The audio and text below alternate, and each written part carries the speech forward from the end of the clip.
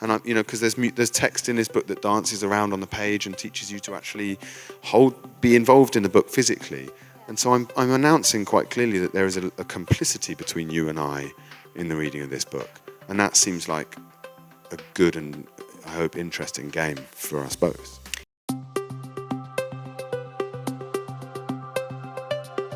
To the Harbor Grace excursion with the voice to have. Books really saved my life. Hi. Hey. Yeah.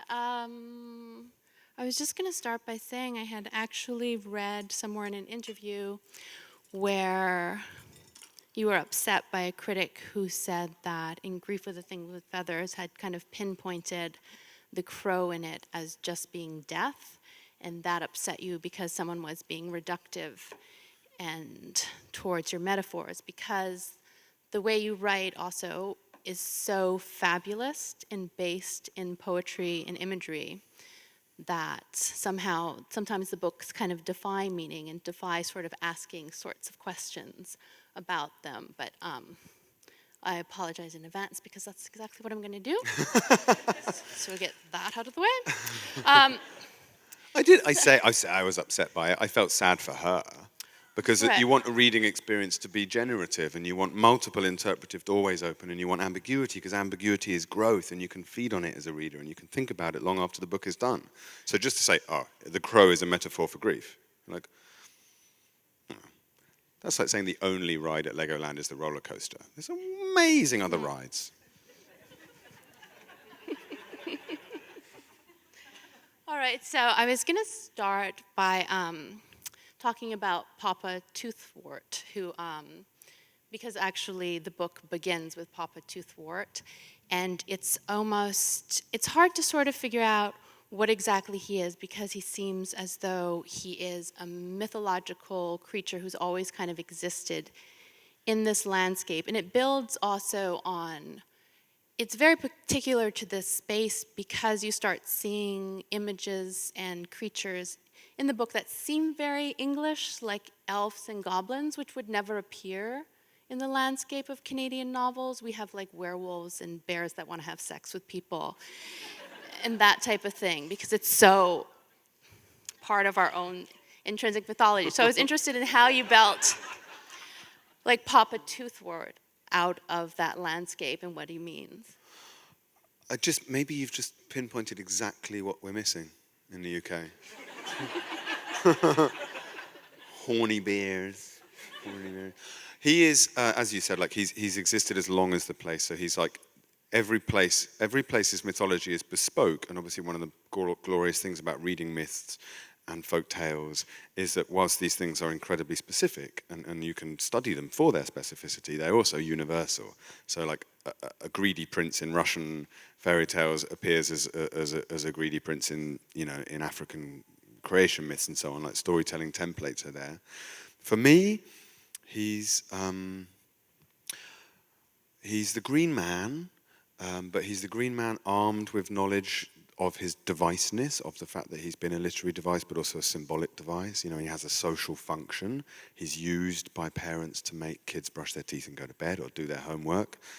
But he is also crucially recognizes he's kitsch. That he talks about how he's been like tattoos and the cricket club logo and a beer tap and the pub name and everything like that. So he's like a postmodern mythic device in as much he knows what his function is. Crucially, in terms of the Green Man myth in the UK, he's got his own mobile phone. He's Anthropocene. This much is described on the first page. He is not a bushy green man made of growth, as the Green Man is to regenerate. He's made of a petrified condom, a broken fiberglass bath. He's pollution. Yeah, so he's very much of our time. He has a wonderful conversation with a lid from a Fanta bottle, which is actually one of the most beautiful parts of the book. Oh, thanks. Last night I translated that to Toronto. I wrote the scene again based on Toronto folklore, because he can be anywhere, but and he went on a tour of the village, of the neighborhood, with a Canada Dry cap. Yeah. That's one of my favourite bits in the book because it's so fun to write, and that also helps me admit that there's one reason why I keep writing these kind of characters is because they're really good fun to write. Yeah, and it is interesting because he is a mythological creature, but you're also sort of dealing with a landscape where people are coming into it. So you have the question of how does a mythological creature like this change with immigration and other myths coming in.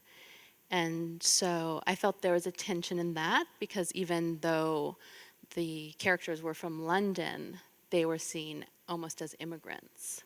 And was that kind of something you were thinking about, like the effects of how immigration and change is kind of changing those sort of core traditional mythological beings? I hadn't thought about it in that way. It's a beautiful way to think about it. But yeah, he's concerned with unpicking the notion of otherness and how that breeds discontent and how kind of petty hostility to difference breeds physical and political violence against the other, and that is a nonsense. I mean, this is me talking, not him, but that the idea of difference even is a madness. We're genetically identical, so it's just politics and actually white supremacy that's decided we have others, and we label some of them friends and some of them illegal immigrants. That's just, someone like Dead Papa Toothwart would just think that's utterly preposterous, and that way great violence lies, and as has been evidently the case. I think that the point is he's a pagan, really, and that's what he likes about Lanny. The kid, what he's looking for under this village is Lanny. He's in love with this kid, and I think that kind of pre-doctrinal paganism that Lanny exhibits, which is just to recognize that we are all others and we are all the same. You know, we are all others to nature. Nature is the thing. It was here before us. It'll be here after us. So we're the visitors. We need to be humble, and that human activity, particularly the aggression of capitalism and machine age, has been so disrespectful to the planet. And that's just, he arrives at that without any schooling or teaching. It's just his natural view of the world. And that happens to be Dead Papa Toothwart's kind of view on things, having been watching for 2,000 or 3,000 years. Yeah, so it's interesting, the character of Lanny in that sense, because you do kind of identify him as a child who somehow has escaped from technology, and there's one point where you say he's the last proper human child because he has no cell phone in this. So how is it that Lanny, is it Lanny something inherent in him, or is he a create? Because it's hard to sort of pinpoint him as a physical being, because as you say, at one point his DNA is becomes sprinkled all over the forest, and it made me think of like that Jeff Vandermeer book, Annihilation, where everybody starts to morph with the plant, so it's sort of hard to separate Lanny from his physical environment. So maybe what would be really interesting to everyone here is if you give us a description of Lanny, because he embodies so much. He's at times birds, he's at times a plant, and his father just calls him a freak because he does things like, he becomes nocturnal, which means he hides under the bed and annoys everybody. Yeah, and he sleepwalks and stuff. Yeah, well, Lanny is never described, really. He's never aged. So he's like the mirrored hole in the center of the book. His absence is what defines him, or the way in which he is perceived by others is what defines him. So as you say, the dad thinks he's a freak and finds him a kind of reprimand to his value system. So Lanny's so natural, Lanny's so wise, Lanny's so clever, and I just got to go in and out of London every day, have I, and feed this little muse. And there are kind of relatively complex things about masculinity and emotion bound up there for Robert, which you see mapped out in the trauma at the end of the book. For Jolie, he is a kind of muse-like figure. She realizes with a kind of mix of befuddlement and joy at one stage that he is inspiring her, but also for her, she's, I hope, quite a complex figure in terms of maternal feeling, that there's a great deal of guilt and probably unresolved pain there for her, given to do with postnatal depression and again, creativity. For Pete, he's like everything that Pete can't find in the adult world. He's not obsessed with money. He's not obsessed with status. He's not a horrible gossip. He calls him a receptor device. He's just like tuned in to the most interesting things in the world. But yeah, I never say much of this about Lanny. The characters do. So I want the collaborative space between the text and the reader. I want the reader to decide what they make of Lanny. Yeah, it was interesting what you just said about masculinity, because there does seem to be a lot about, there's an interest, masculinity is always, I find, an interesting question in your work, and you address it in interesting ways. And Lanny seems to inhabit feminine qualities, and every time he does something that's sort of traditionally feminine, people react against it strongly, which was interesting too, because he becomes friends with Mad Pete, who is a queer character and is seen as other, and a lot of their otherness seems to be that neither of them play into masculine roles. So it's kind of interested in, and there's a terror too, like nobody wants, when Mad Pete and Lanny first become friends, there's imposed immediately upon them from everybody this idea of pedophilia, and you cannot put this child near Mad Pete. And in a way, that fear, and it's almost like it's a fear of queerness in a way, a lot of it, that's impeding this wonderful relationship that obviously needs to happen. So maybe if you wanted to talk about Mad Pete. That's a really sophisticated way of reading it, and one that is true and right. But I almost couldn't credit the English village itself with that level of sophistication, because when I look at it, the way an English village functions, it is not sophisticated. And particularly if you read, say, for example, the tabloid presses and the misogyny, and indeed its partners. So the way I look at, for example, some of our critical and journalistic culture in the UK, misogyny and anti-intellectualism go hand in hand very often, or are out there most powerful and most toxic when allied. I would say also misogyny and homophobia are joined forces in the attacking of certain things, particularly when it's related to the avant-garde, to art and expression of any kind. So I wanted to, and the reviews of the book being interesting, that often rears its head. The idea that what is we use a vocabulary with words such like pretentious. The word pretentious is often bandied around in the UK as an attack against anything that is different, and very often that slide from pretentious to gay or to pathetic or to weak or to emasculated is minute. And I suppose that it's the weaponization of that slide that is so frightening, and I suppose that's early on in the book. When I first wrote this book when I first wrote a poem that became this book, it was during Operation U Tree in the UK, which was the kind of hunt to expose light entertainment, men in the light entertainment industry who were abusing children. And it meant that the tabloids sort of jumped on it as a way to sell papers, crusading unmasking of paedophiles, and there were even it was around about the phone hacking time. So it was this idea that there is no such thing as a good man left alone with an innocent child, and it did as much damage to the idea of a good adult or an innocent as it did what it was really weaponizing and taking advantage of and preying on was the idea of innocent children, which is a sort of relatively recent thing anyway. It's like a Victorian creation, and it has quite a complex and disturbing iconography anyway, the idea of innocent children, especially as it borrows from like the Christian tradition. So I just wanted to write against that very simplistically originally. My original impulse was very simplistic. I want a gorgeous friendship between these two people. Because so much in society now, we have children and adults are completely separated unless you have an adult who's in an authority figure with a particular, there's no longer friendship between children and adults. And there seems, and Ali Smith wrote a beautiful book too, where a child was friends with an older man. And then I wonder, like, what's been lost? And it kind of takes away the idea of wisdom in children too, that kids are just idiots that have nothing to impart to adults, and that we just kind of go through an arc where we gradually become more intelligent, instead of seeing people as having at different points in their lives different wisdom to give. Like children have amazing insights that can provide us with all sorts of ways to grow. But it's the same othering we're talking about. It's the same that we would do with skin color. We would say, or even the otherness of the person in like. So it's inconceivable to the basic foundation of the kind of political modus operandi now that person coming to ask for your help is anything other than just defined by their refugee status or the color of their skin. They're not a professor of physics, from Mogadishu University. They're just a brown person in a tunnel needing our help, and we decided no is the answer. Same with children. They're just vulnerable people who need our help or are there to be either abused or saved. So we simplify ourselves into messiah or aggressor.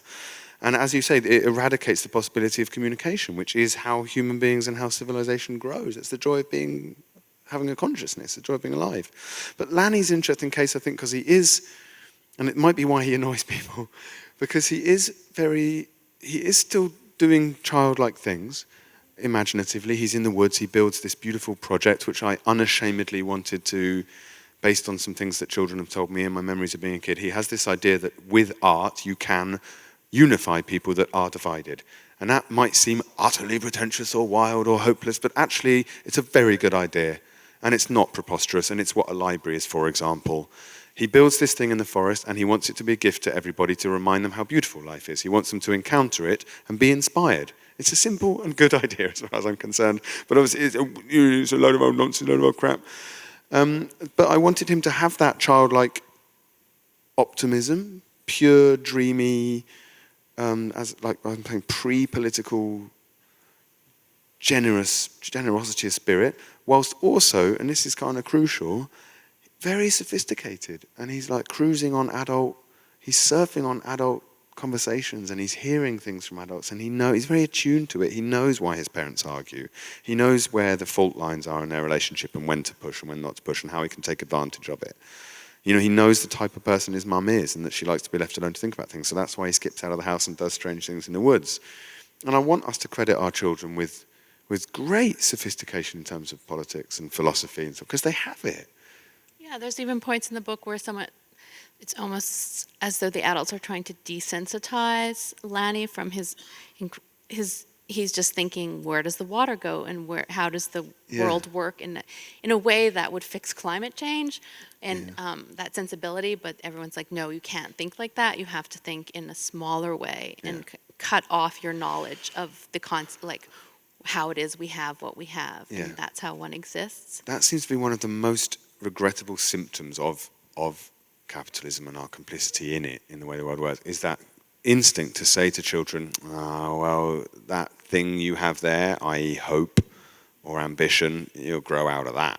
Mm-hmm. I remember being told that in several different, as it happened, one does, the impossibility, the challenge starts to wear you down, and that's a systemic problem, but also it's a spiritual problem. And what Lanny represents is someone on that cusp. Right. I was also really interested in his relationship with his mother, because the mother does call him her muse. I mean, it's a fascinating. Okay, maybe I'm going to be like too complex. You're like, stop, Heather, with that type of reading. But go, Heather, go. So I mean, okay. One of the things I was fascinated by too was at the beginning, she's a woman suffering from postpartum depression. So I was interested in how, because I've read so much about that lately from a woman's perspective and an internalized perspective, but you don't often read about men describing it from the outside and what it appears like when you have a partner who's suffering from postpartum depression and how that sort of makes them unavailable to you. And I was interested in sort of how you see that as a man, like to see, were you kind of basing the portrait on imagining yourself as the woman and what it would feel like to have postpartum depression, or are you more identifying with it as a man who sees a woman who suddenly has a baby and then suddenly has a complete personality change? Not that. That seems to me an act of violence against the experiential framework that you're trying to evoke. If that had been the only option available to me, I think I would have felt that would be a fraudulent and possibly even, I don't know, inappropriate. I don't know, way for me to invent that aspect of her personality. Now, I had to build it from her. It has to be her. because I'm writing as her, there's no third person narrator. I hope I'm never male novelist describing sufferer of postpartum depression in that way, because then you're in the territory of crass generalizations, misunderstandings, or fraudulence or whatever, in the same way as the tendency for male novelists in the last 50 years, let's not generalize, but to write, for example, about the terrific female enjoyment of penetrative sex, like unbelievable sex coming from these middle-aged white guys. Like how grateful we are all to be pounded by ex-male novelists. You're in that territory, and it's bad art, it's bad work. So no, it has to be. My way of writing is to build a character or a set of emotional circumstances, and then remove all the detail that I don't think is necessary. So, for example, in my first book, I had the mum, and actually she wasn't necessary in the end because she's so much more powerful in absentia. She's so much more powerful created by the agony of her not being there for them. And it became a love letter to her that way. And that's not just a content thing, that's a formal decision. And in this book, it was similar. I realized that in order to credit Jolie with, I hope, some depth and some actual responsiveness to the crisis that's about to envelope her, she has to be someone that surprises me. I didn't want her to be a writer, because that felt too easy for me, because I've worked in publishing, and yet she just did keep on seeming to me to be someone that would probably write, because she used to act, and she's someone that needs to express it, and she needs to think things through, and she's angry, and she's sad. So I gave her that. Actually, I never wanted to diagnose her. She never speaks of the depression. She only speaks of having been ill. And that is a way that Robert would not speak of it. Robert would probably diagnose it, and might have even read some blogs about it. She just speaks as candidly as she possibly can about what it felt like to have this unexpected release from the pressures of new parenting, from the kind of industry of books and apps and blogs and everything about, bad milk, proper breastfeeding techniques, sleeping positions, clothes, the kind of industry that makes women feel that they're doing the wrong thing, the kind of tyranny of that. And so I just wanted her to speak, and it's done in a sentence or two, just speak against that and talk about how actually in her darkest moment there was some potential for emancipation from that and a kind of freedom. And actually, if that's taken from anywhere, it's not taken from life, it's taken from psychoanalytical theory, French psychoanalysis and feminism that I read as a very formative stuff I read when I was younger. Yeah, it's interesting, too, because it is hard, because of the way the novel's written, there's so much merging of ideas, so it is kind of hard to, that's what I was saying at the beginning when it's like, I asked questions about postpartum depression, while within this world, nothing is kind of spoken about in that way, because one thing bleeds into another. And when the mother is a writer, then it was interesting too, the idea of a woman's creation and its relationship to her child, because they, in some sense in the book, begin to merge, because she does refer to Lanny as her muse, but she's writing this incredibly violent text. She's writing about murders and killings, and then she says Lanny is her muse, but then Lanny hasn't been kidnapped yet. So it was almost seemed as though the writing itself then created the kidnapping. That's what I want you to feel. I want you to be unmoored in that, so that nothing I'm saying is prescriptive in terms of the interpretation. I want you to, so in the same way as you might suddenly think, actually, Pete is dead Papa Toothwart, or Lanny is dead Papa Toothwart, or dead Papa Toothwart is a kind of manifestation of Lanny's nature yearnings and thus his vulnerability to someone who has indeed been preying on him sexually, or is the whatever it is. These are all good interpretive avenues, and I want them all open to you.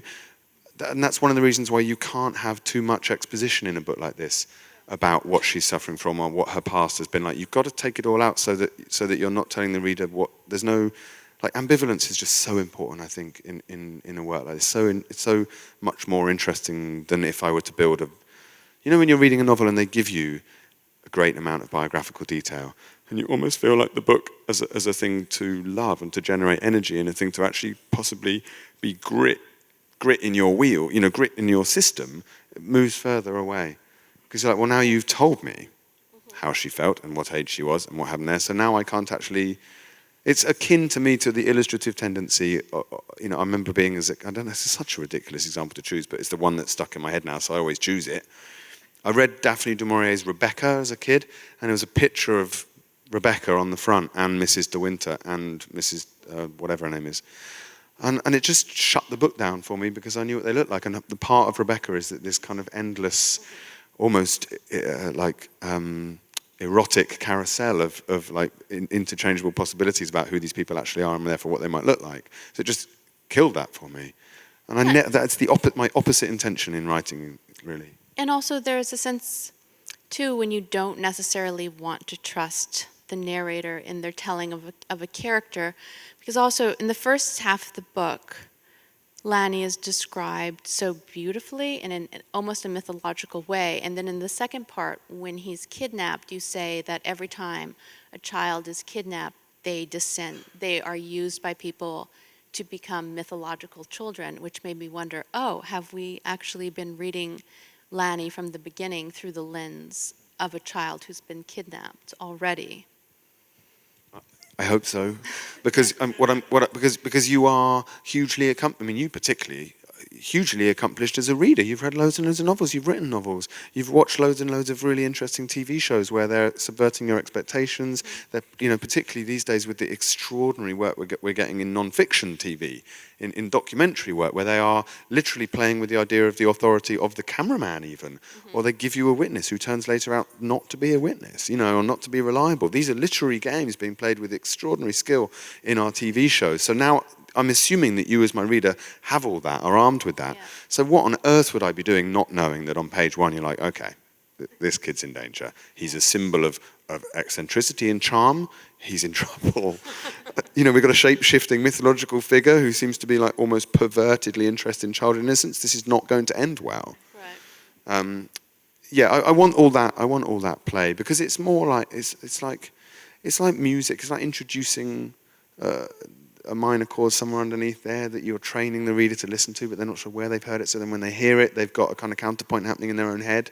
And because there's text in this book that dances around on the page and teaches you to actually be involved in the book physically. Yeah. And so I'm announcing quite clearly that there is a complicity between you and I in the reading of this book. And that seems like a good and, I hope, interesting game for us both.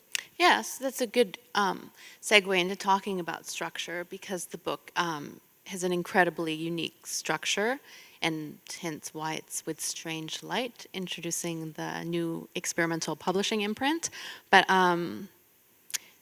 so, I mean, the most extravagant, the words extravagant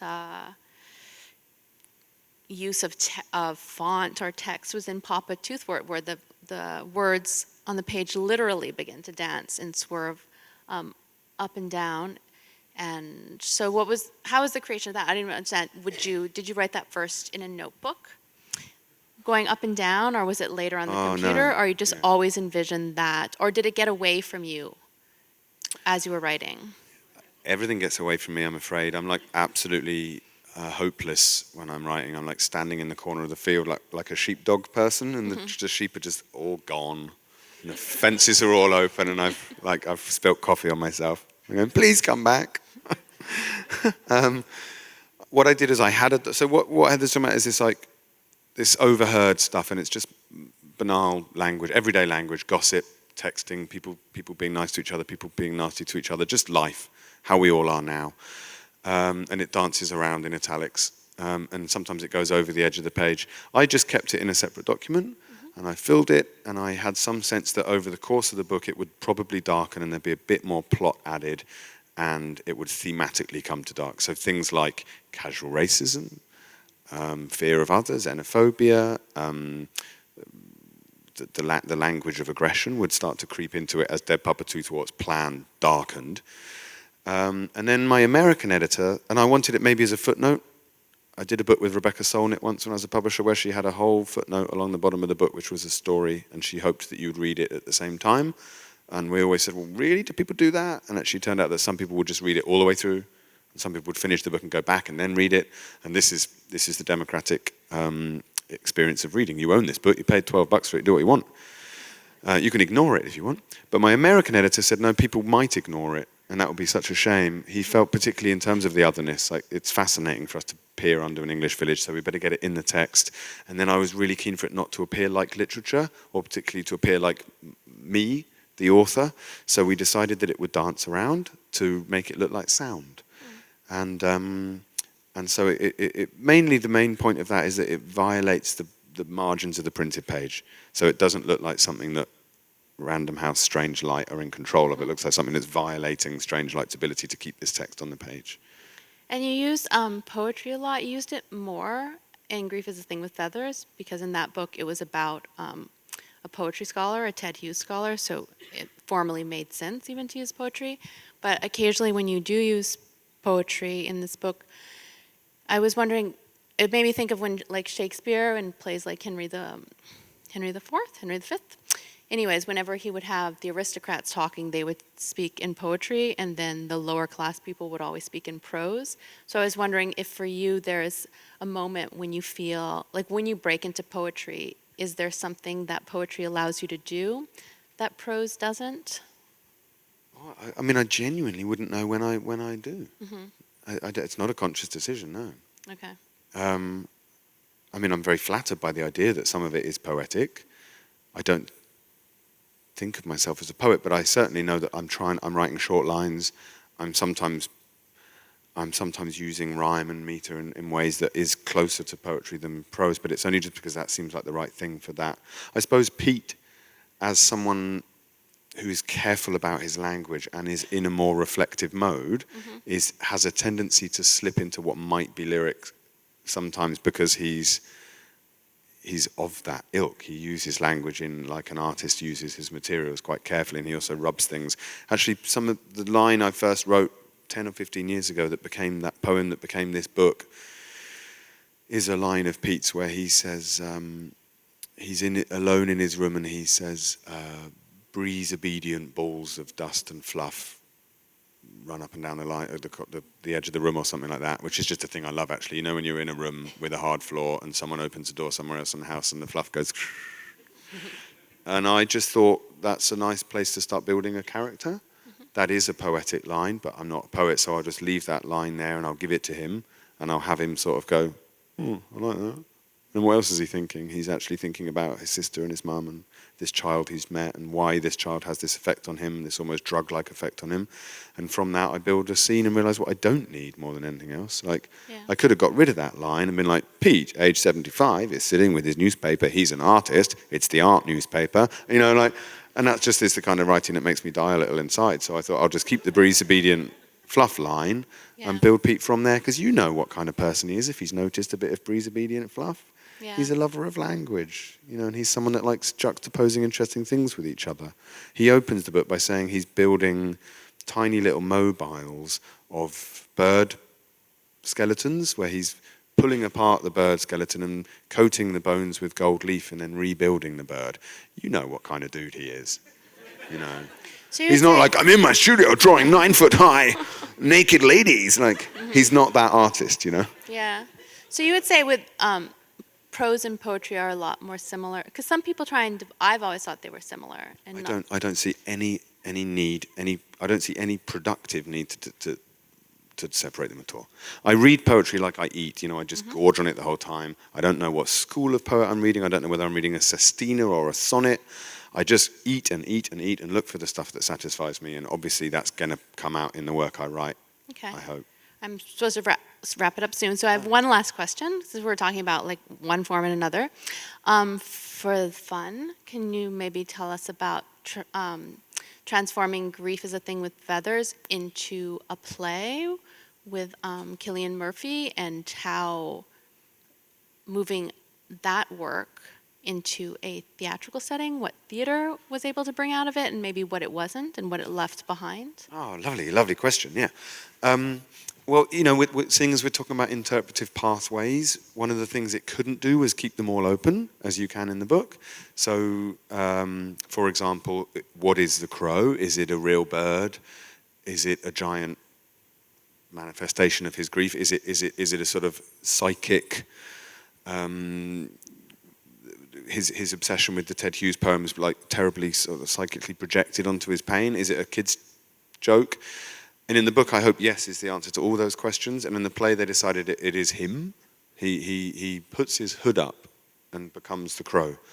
And because he's a really properly extraordinary actor, very physical actor, it's absolutely brilliant and really fascinating. And we made that decision, the three of us, me and Enda Walsh, who adapted it, and Killian. And they didn't use a script, they just used the book, which means that their engagement with the text was always really deep, serious. And, you know, Killian asked me questions about that book that no one ever has. He needed to know what every single thing meant, which actually with Crow's like stream of consciousness, literary punning is like quite low, you know, it's like, well, that's a reference to that, and that's from that. And you know, you think, why does he need it? And the truth is he was just arming himself with all the stuff that would be in this guy's head. So when this guy is lying on the floor, spewing agonized language, just sickly, gross, like horrible kind of hairballs of pain and all the work he's ever done in his life and all the poems he's ever read and his children's lives and his what, like it all just comes out in this very literary trauma. And as you say, it's because he happens to be obsessed with poetry. Like if he was obsessed with the songs of Bob Dylan, it would have been a very different play. I liked it. I love, it turns out I really am in awe of other people's talents. So like then they was like, here's Helen, she does sound. And Helen said, let's have it so that all the time there's this feathers all the time. And then the lighting guy comes in and says, let's make it warm and cozy like a kid's bedroom. So that then when it's boom, strobe lighting on the kind of rock and roll fantasy of Crow's like warped corvid masculinity, then it's bright. And you know, and then a video guy who's like, let's actually make it so that there's words dripping down the back of the stage and threatening to overcome these kids. These kids are trying to make breakfast, and their dad's ridiculous essay about psychoanalyzing Ted Hughes' Crow is literally falling on them. Brilliant. Like just such an interesting reading of the book. So it would be mad of me to like dwell on any previous version I had in my head. And the joke is that on day one I was like, are we going to have the guys from Warhorse come and build us crow puppets? Because I do think that would be cool. You know, I'll take Cillian Murphy, but I would have preferred crow puppets. So I hope that's not ungrateful of me. No, it was really special. I loved it. And I was finishing Lanny at the time, but actually thinking about my next projects. That directness of encounter, you know, when you have a room, huge place full of human beings who have all successfully not made any noise. You can hear a pin drop. And God, I mean, I can hardly describe to you the power the effect it had on me, thinking about the directness of the encounter and this language being heard. And this is my childhood. This is my best attempt to describe what it was like to be sat on a bed with my brother being told that our dad was gone. Gone. And I felt at times utterly revolted with myself to see this happening, to see what I'd done, and apologetic, almost wishing I could ring my dad and say, I'm incredibly sorry, I never thought it would be this way. I never thought we'd get like a famous act, which means people are watching. And other times thinking like, well, this is possibly the greatest gift I'll ever be given, this togetherness we have now, these people, audience, makers, actors, sound like an astonishing, as I keep talking about community, it's because I believe in it. I'm really worried about the UK absence of community at the moment, all around the world. What this stuff all means for us is that we are not talking to each other. So there was this unbelievable thing of me being able to talk through this stuff about how it felt and how much I love my children and my wife and stuff. The whole thing is a love letter for me. Lanny's a love letter. I really, really want to work as hard as I possibly can to explain the inexplicable and ongoing glorious agony of loving people, you know. So yeah.